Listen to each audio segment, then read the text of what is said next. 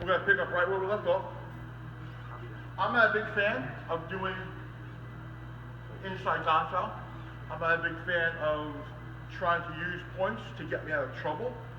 I talk about it so that you know if that's your lineage, that's the thing that you want to factor in, that you can't just do an inward gonzo to cover a zone and not expect him to fire the other punch.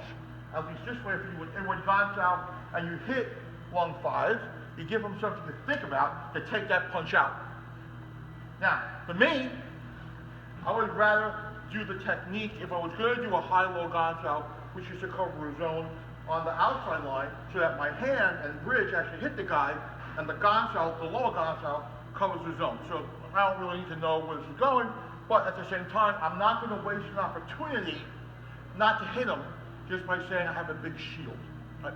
So the issue becomes this. On the third one, as he comes in, I'm going to bridge this and hit him. However, if on the way in to bridge it, he pulls it out and he jabs again, my hands are in position to answer the question with the next move, which we were in the gonzo and the bonzo. I have to get out of the middle, I have to get away from the back hand.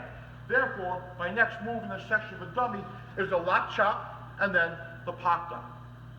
Now, important that some versions, when they do the ball to lock, they turn the hip to put power into the pop or for the dummy. This is a long discussion.